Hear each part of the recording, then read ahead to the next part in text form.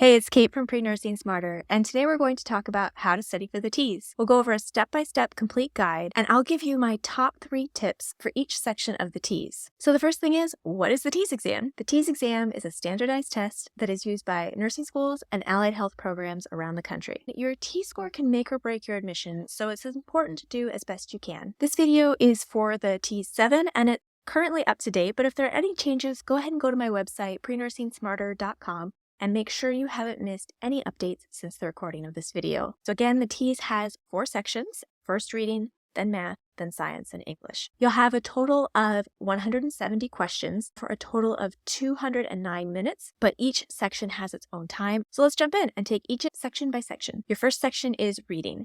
You'll have 45 total questions and 55 minutes to answer them. You'll have 15 questions on what's called key ideas and details, and these are some of the easier TEAS reading questions. They're often about words or source types, and a lot of it is applying basic reading concepts. Next, you'll have craft and structure, and you'll have 9 questions on that. This is often how passages or a reading text is put together. You'll have 15 questions on the integration of knowledge, and these are typically the hardest type of TEAS reading questions, because they're about putting information together, comparing and contrasting, and finding ways to strengthen an argument or identifying ways that it's weak. You'll also have 6 questions that aren't scored at all, and you won't know what those are. So if you're studying for TEAS reading, here are my top 3 tips for how to study. First of all, be selective with how much you're going to study. In my experience, it's the hardest section for students to see an increase in their TEAS scores. It's just tough. So decide what kind of score you need and how much time you want to focus just on TEAS reading. My next tip is to build. Don't start with integration first. It's the hardest of one of the hardest sections, and this section really requires you to build your skills and develop them to get to answering the harder types of questions. My third tip is to manage your time. One of the things I hear from people is, I know how to read. How is this section so hard? And a big part of it is time management. The passages are long and they're designed to be confusing. In my TEAS prep program, we talk about how to manage your time and use answer options to work for you. But when you're studying for the test, be sure to time yourself and work on not being overwhelmed by these big passages. Reading section will go fast. Next up is math. You'll have 38 total questions and you need to answer all of them in 57 minutes. You'll have 18 questions on numbers and algebra. This is fractions, PEMDAS, or the order of operations, word problems, working with decimals and percentages. You'll also have 16 questions on measurement and data, and you'll have 4 questions that don't matter and are just there to mess with your brain. Here are my top 3 tips to study for the TEAS math section. First of all, memorize, memorize, memorize. There are so many formulas that you need to know before test day, and if you aren't memorizing them, you aren't going to do well. I would encourage you to know the basic perimeter, area, and volume of different shapes. You'll also need to know how to do conversions between decimals, fractions, and percentages, and also conversions within standard and metric measurements. These are great for flashcards and regular 5 to 10 minute review while you're studying. Next is to do practice questions every day. Maybe only 5 to 10, it doesn't have to be a lot. Force yourself to work through the entire problem and not rely on the multiple choice. This can help you improve your TEAS score. My third tip is to relax, because math anxiety is really common. If you're in that boat, that's okay. I get math anxiety too. I recommend breathing exercises, asking for help, and you can also visit your campus resources. They might be able to help you out too. Anxiety is only going to get worse on test days, so start right now with breathing exercises and the support you need to help you with this math anxiety. All right, now it's time for TEAS Science. This is the largest section of the exam. You have 50 total questions and you have an hour to answer all of them. Science is huge. You have 18 anatomy and physiology questions. These are all about body systems. You'll have 9 questions on scientific reasoning and 9 questions on biology. This includes genetics and DNA, macromolecules, microbes, and infectious diseases. 8 questions on chemistry. These scored questions are often about water. Water in solutions is a much bigger focus of the TEAS 7. You'll also have the periodic table, basic chemical reactions, and then you'll have 6 questions that just don't matter. They could be about any of these scored topics, or they could be pretty random. And my top tips for studying for the TEAS Science section is, first of all, section it out.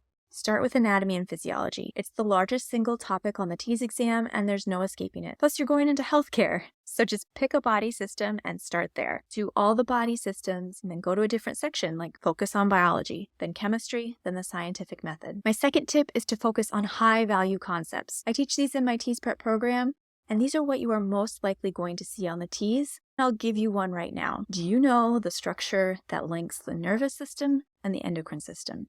Hypothalamus. If you walk away with anything, know that the hypothalamus links the endocrine and nervous systems, and this is a high-value TEAS concepts. They're fast facts that you can recall when you're working through all these 50 questions. My next tip for science is ABR. Always be reviewing. There's just a lot of material and there's no escaping it. Plus, you're really building the foundation of your career. So keep reviewing, keep reviewing, keep reviewing. Home stretch. We've made it to English. This is the last section of the TEAS, and you'll have 37 total questions in 37 minutes. You have a good mix of questions here. You'll have questions on conventions of English, parts of speech, spelling, basic grammar, sentence structure, and expressing key ideas and vocabulary, which is a lot about the writing process, some slang and colloquialisms, and avoiding gendered terms. My top 3 tips for TEAS English.